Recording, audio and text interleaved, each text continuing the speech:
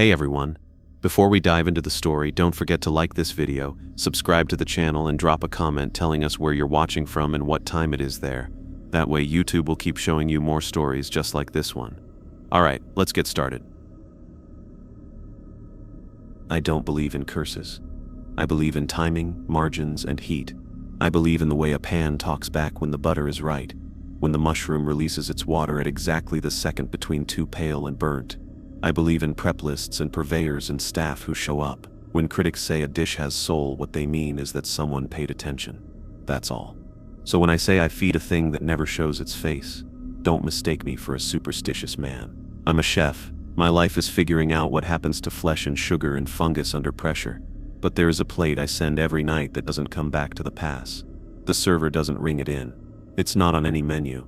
There's a table in the far corner of my dining room, table 9, half hidden behind a column in the downdraft of a vent, and after we lock the doors I set a place. I pour a glass of red and I plate 3 elements, exactly 3. Venison, seared hard and finished in butter. Black trumpet mushrooms sautéed to the point of gloss. A burgundy, cellar-aged, poured at 13 degrees Celsius. The dish goes out at 1:13 a.m. No deviation, no substitutions, no audience. When people talk about my restaurant, they mention the way the tasting menu balances restraint and audacity. They talk about the light. They gossip about the difficult reservations.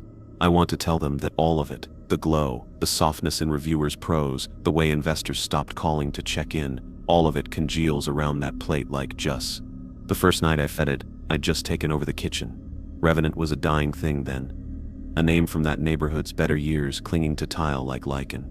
The previous chef had left in the way chefs do when ambition outruns rent. No farewell, no transition, just a stack of IOUs written in the language of unpaid favors.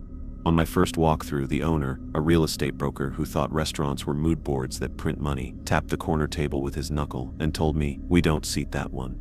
"Why?" I asked. He smirked like he was complicit in an inside joke that had outlived its humor. "Private tradition.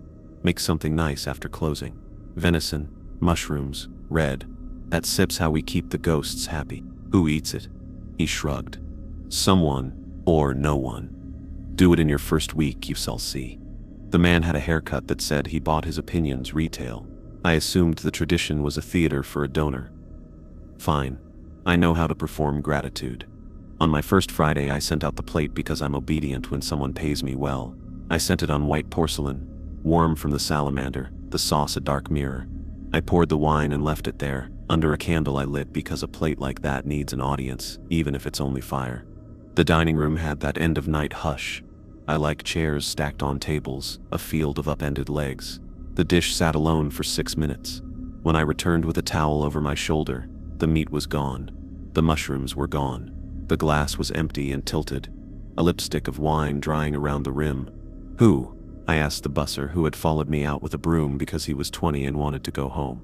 "No one," he said, and then laughed, thinking he was in on it now. "We always say that. The server takes it." He shook his head. "We don't have a server on. It tips just us." The plate was warm from the heat it had held. There were no crumbs, no smear, just the absence of food. I didn't announce to myself that I had just fed a ghost.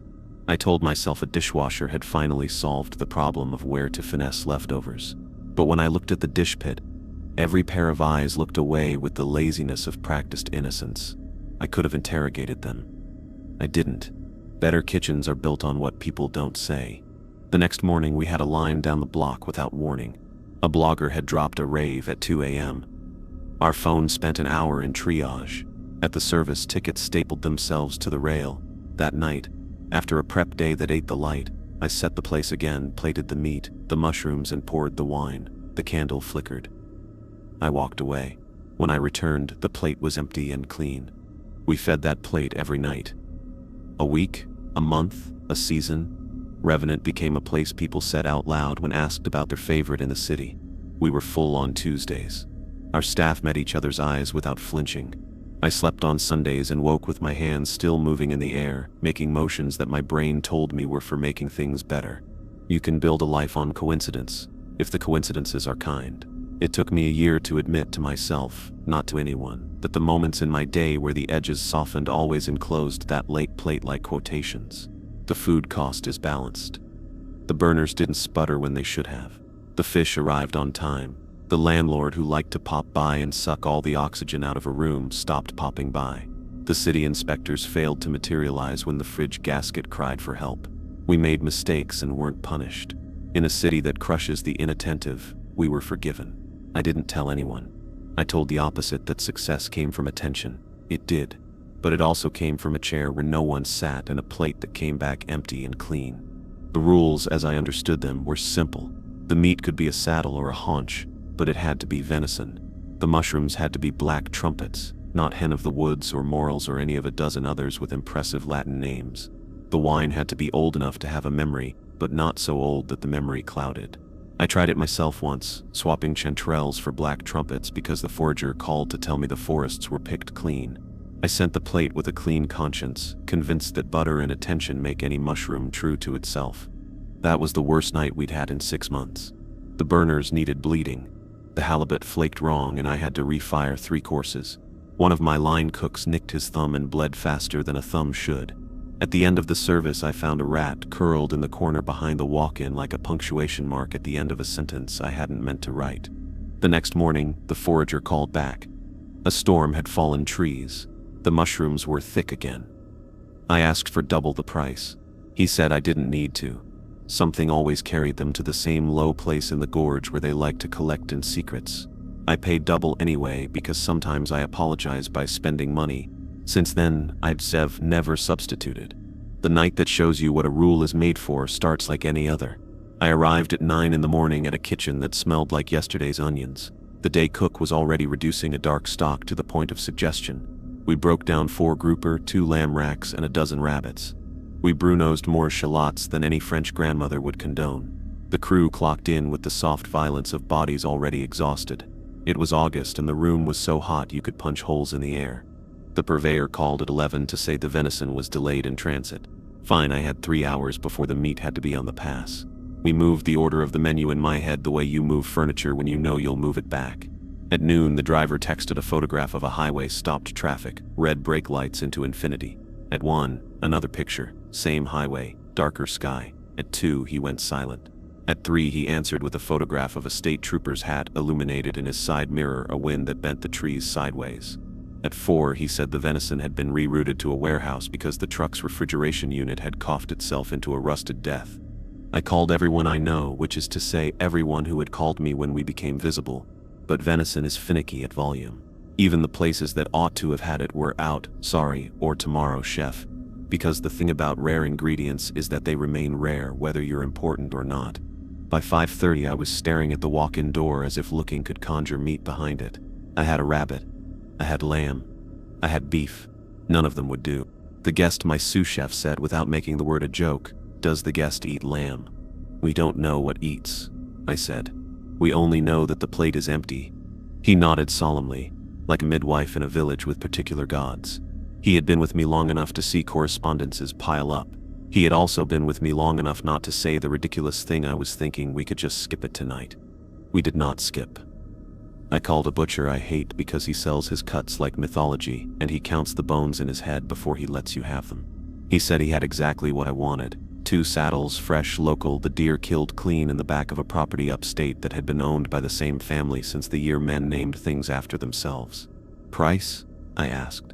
He told me a number that made my heart do the math of my profit margin. What I would pay for those saddles would cancel out the profit from 26 covers of the tasting menu. I said yes. The idea of skipping made my bones feel porous. He said his runner would be there by 7. Service started at 7. So we started the service without the venison. We danced the first 3 courses, the chilled pea custard under a veil of lemon oil, the cured mackerel with cucumber granite, the hay-smoked rabbit. The runner from the butcher jogged in at 7:22, sweating and carrying a white parcel like a sick child. I paid in cash. I unwrapped the meat. The color was right, that serious dark red with a blue whisper at the edge, muscles tight as truth. I trimmed, tied, and salted. I seared hard. The pan spoke, that little complaint that means everything is going to be okay. We made it. The regular menu felt like forgiving terrain. At 12:41, the last guests pushed back from their dessert and asked the server if he could beg the chef for just one more sliver of that rabbit, which our server told me was the first time he had heard that sentence in English. At 12:58, we locked the door. The crew began to break the kitchen back into its components, the daily disassembly of the orchestra into instruments. At 1:06, I pulled a small saddle from the walk-in, patted it dry, and did what I have done 1,000 times: pan, butter, sear, rest. The black trumpets had already been cleaned. I had a forager who loved me, or loved the thing that fed me enough to see me. At 1:12, I wiped the rim of the plate. At 1:13, I set the meat and the mushrooms and the sauce under the candle and poured the burgundy.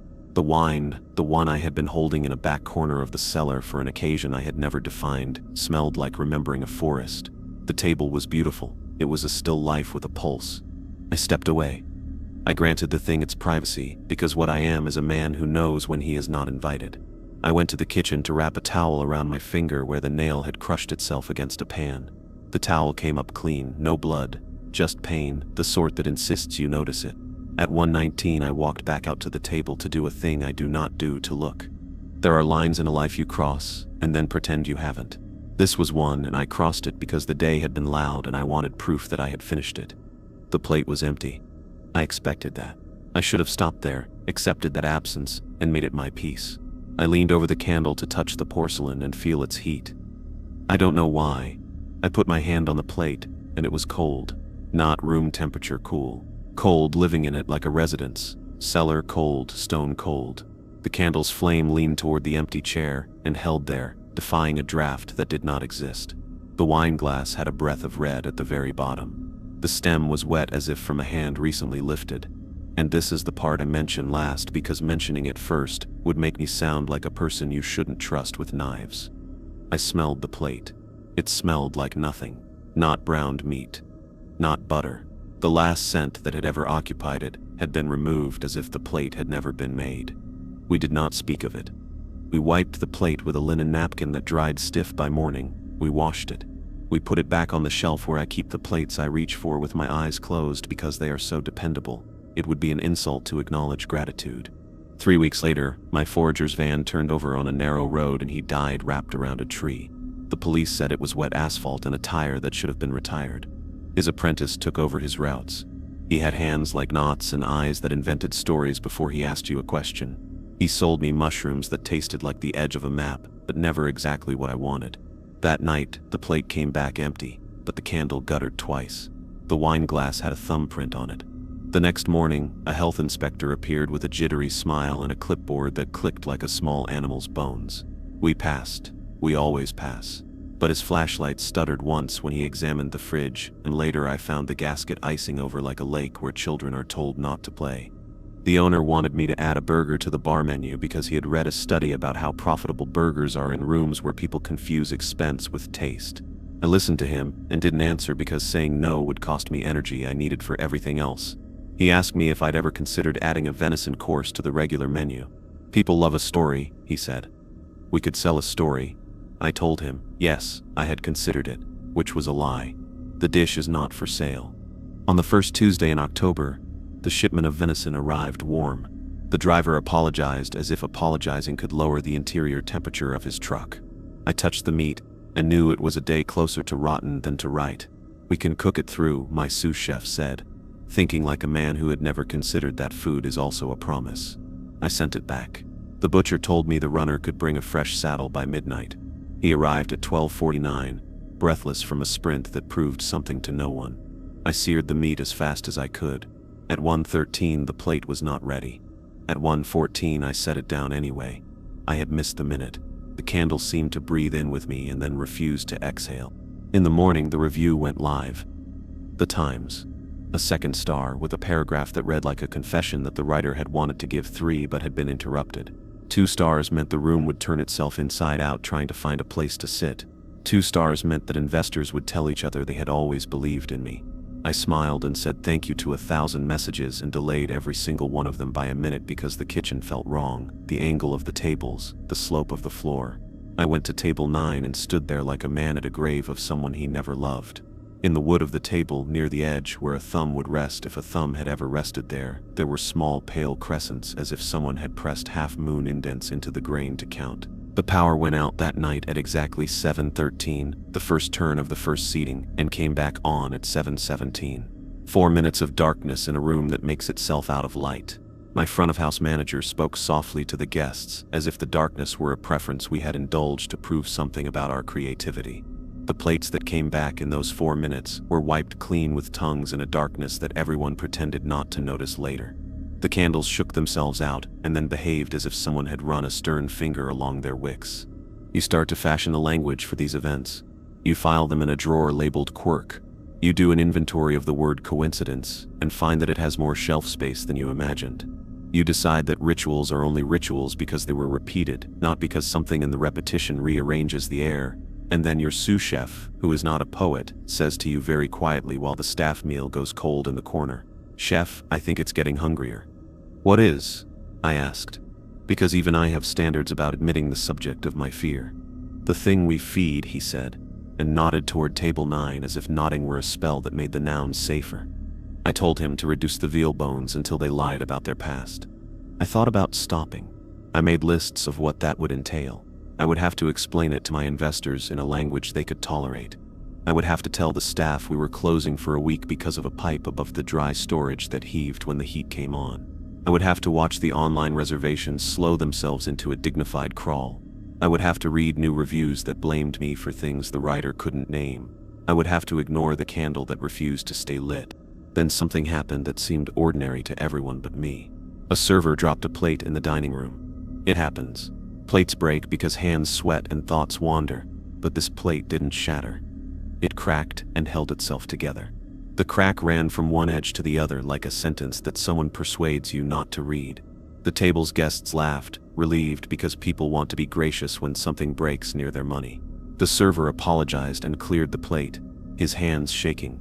In the kitchen, he put the cracked plate next to the pass, away from the dish pit, because it felt wrong to throw it like garbage.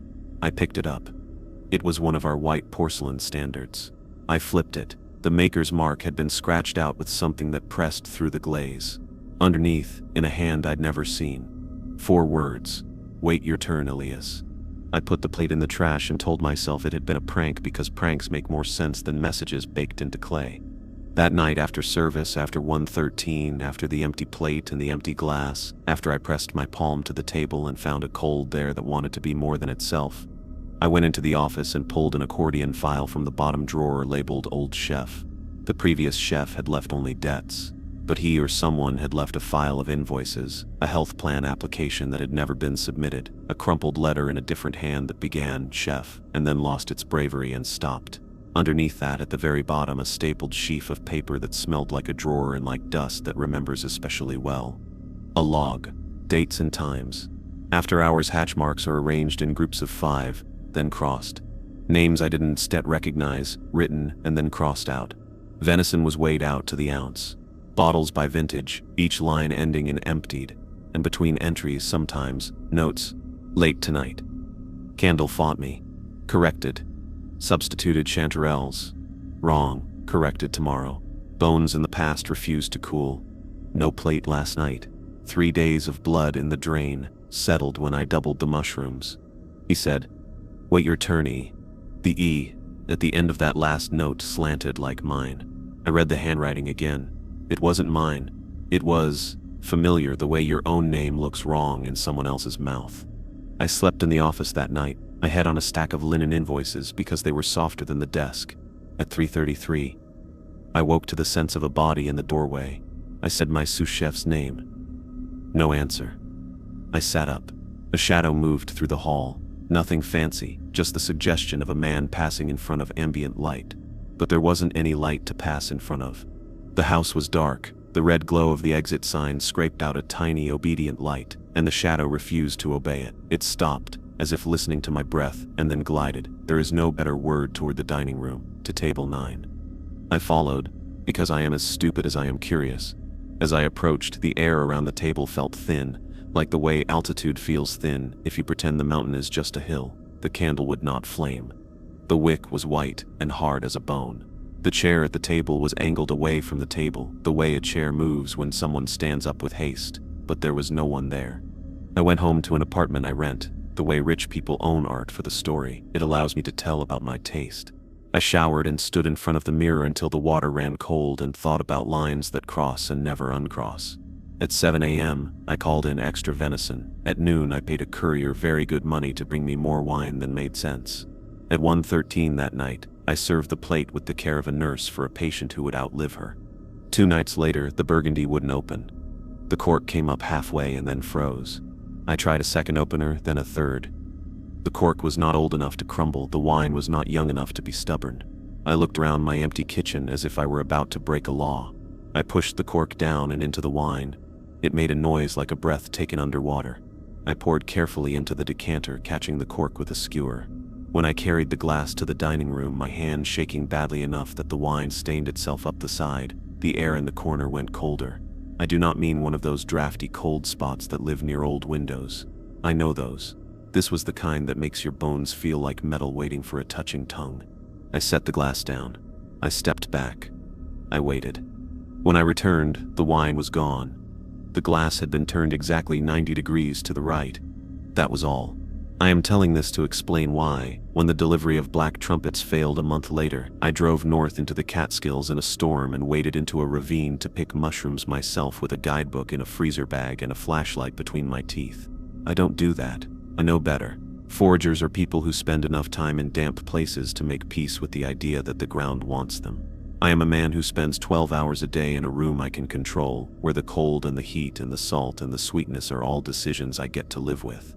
But there I was, my foot sliding on the slick leaf litter of a slope, my hand clawing at roots that came away from the earth as if they were tired of holding anyone. The rain thinned, then came back harder, then sorted itself out into a rhythm. Black trumpets are shy. They hide. Even as I looked for them, my brain told me I wasn't seeing them because they are the color of their own shadow. When I finally saw a cluster in a pocket of moss, I had the absurd feeling that they had moved. I filled 2 linen bags. I drove back with the defroster screaming and my hands cramping around the wheel. When I arrived, my sous chef, who had been prepping in the silent kitchen, looked at me like I had crawled out of a lake. "You went," he said. "We needed them," I said. He picked one up, rolled it between his fingers. "They smell right," he said, "like secrets and stone." That night the plate came back so clean it hurt to see.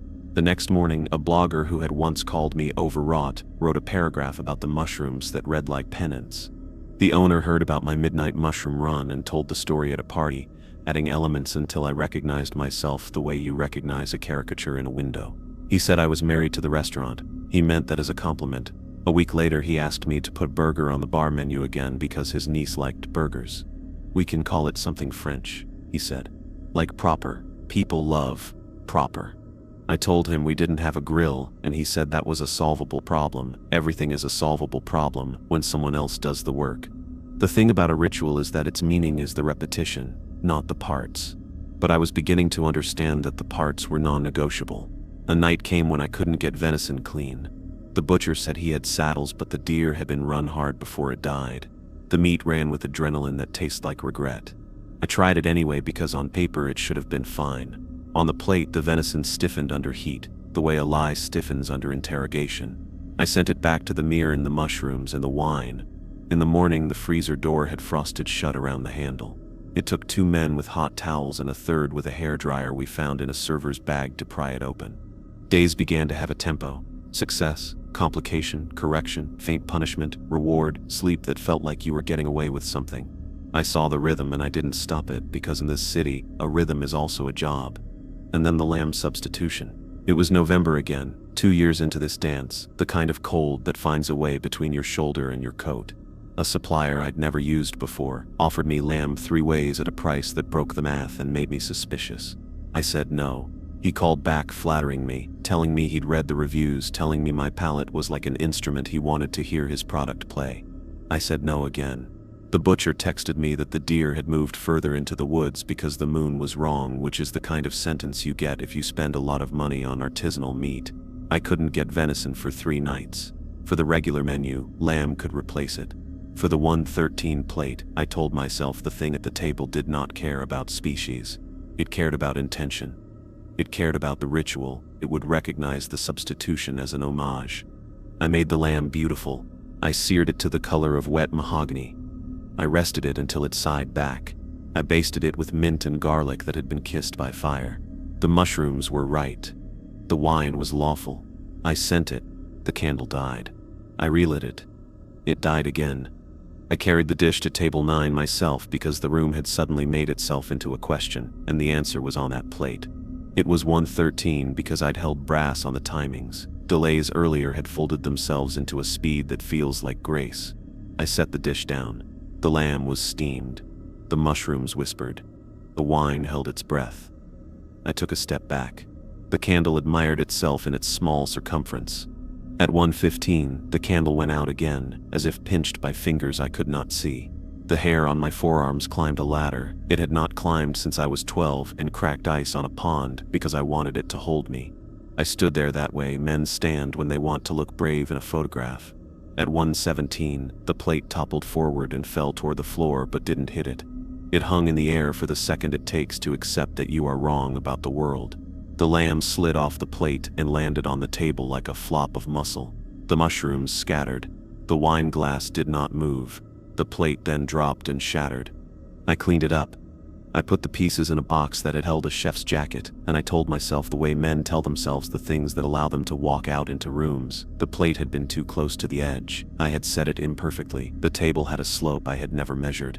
In the kitchen, I opened the box to assess the damage.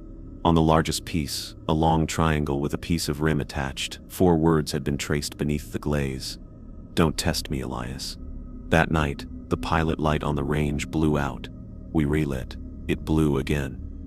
At 3 a.m., I shut the gas off at the source and sat on the floor with my back against the walk-in and listened to the quiet which wasn't. Somewhere in the walls a clicking metal cooling or something more willful. I thought about fire. The thing that feeds us most nights in our business is a house pet while you're watching and a wolf when you're not. The next morning the owner called me with a morning voice to ask if I left the back door open because the alarm had recorded a breach. "It sets nothing," he said. "The wind." "We don't have wind in here," I said. He laughed politely because people laugh when you tell them you're not laughing. I bought extra venison that week and paid triple. I did not substitute again. I've learned to tolerate the rules of the thing in the corner. It wants what it wants. My part of the bargain is to be good at wanting what it wants. I sometimes imagine that I'll stop, that I'll write a letter and put it in the accordion file so the next chef can read it and decide to be someone braver. I start the letter in my head. "Chef, you don't believe me. Keep not believing me. It's healthier. But make the plate at 1:13. Venison, black trumpets, burgundy. The candle lit when you set it. Step away. Do not watch. If you cannot get venison, close the restaurant for the night and call it grief." On the nights when I imagine myself brave enough to stop, I see the plate come back to the pass, empty and bright. I see the wine glass placed just so. The stem rotated a quarter turn as if to show me its profile. I see the wooden table with the faint half-moons, and I remember the words under the glaze, and I decide instead to be smart. People mistake smart for brave all the time. 2 months ago, a new server asked me why we never seat table 9. He was 22 and earnest and believed in very good coffee and ethics that fit inside a slogan. I told him the truth that wasn't the leg of the table is loose, the table rocks, the vent above it drips condensation, a rat will occasionally play God above your head. He said he could fix a table with a wedge and a napkin, and I told him that sometimes a wobble is part of the design. He asked me if I believed in ghosts. "No," I said, "because I don't. I believe in plates and heat. I believe the world is too busy obeying its own rules to care about mine. And yet when the candle won't light, I don't try a third time. When the wine refuses to come out of the opener, I pour something else, and the something else is always the same kind. When the mushrooms come in torn or waterlogged, we send them back and pretend the day did not try to make us clumsy." Last week the owner finally got his burger. Not on the menu. An off night. After we'd closed, he brought a date who had read one review and wanted to see the room by herself seeing the room. He asked me in front of her to make him a burger, the way only a 2-star chef can. I made it. It was a good burger. The meat was ground in-house and salted deftly, and the bun had a glaze that caught the light like a social media filter. He ate half. He told me it was the best burger in the city. He reached for my shoulder the way investors reach for shoulders to say, "We're in this together." He asked why the candle was lit in the corner. "It sets late," I said. "The light is for closing." He said the light looked lonely. He stood, pulled his date by the fingers and walked toward the corner table. "We never sit here," he said, and pulled the chair back. "There are 10,000 ways to say no in a dining room. I chose one that sounded like, "Please don't." My voice made a shape I didn't trust. He stopped because money listens to money even when it pretends not to. He smiled. He said he was only looking. He leaned over the table and then stood up straight, as if something had passed through him like a draft with claws. His date laughed and said she felt a chill. He told her it was the vent. He sat back down. He finished the burger. They left. The next morning there was a fine crack in the varnish at the edge of table 9, from the place his thumb had rested to the place where the plate's bottom leaves a ring. It gleamed in a way cracks shouldn't. A tiny suggestion that wood can bruise. I ran my finger along it, and my finger came away cold. What is the story here?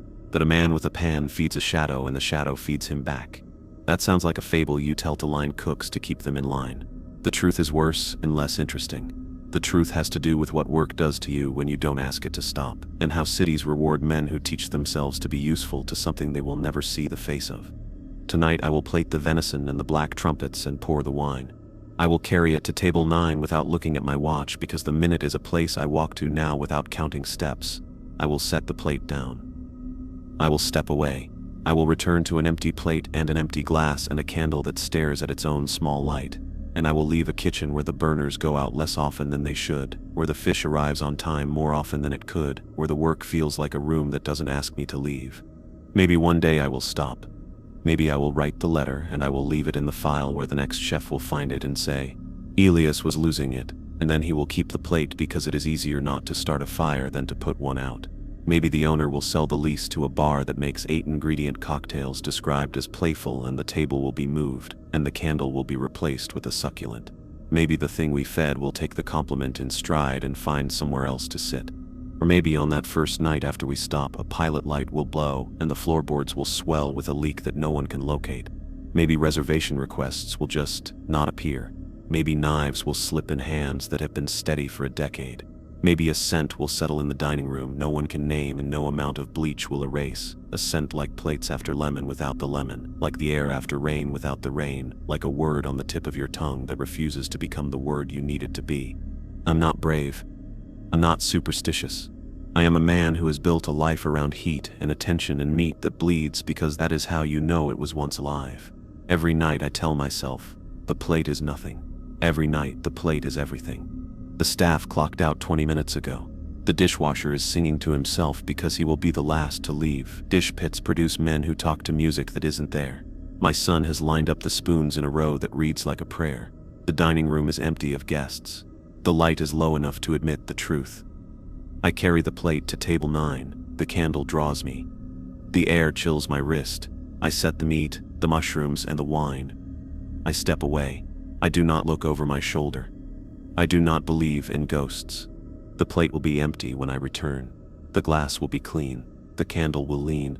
And tomorrow morning the phone will ring with a reporter asking for a comment. I will not give because I will be busy seasoning the stock. Because this is work and work is a ritual, and rituals are nothing but repetition until you stop, and then they show you what they were.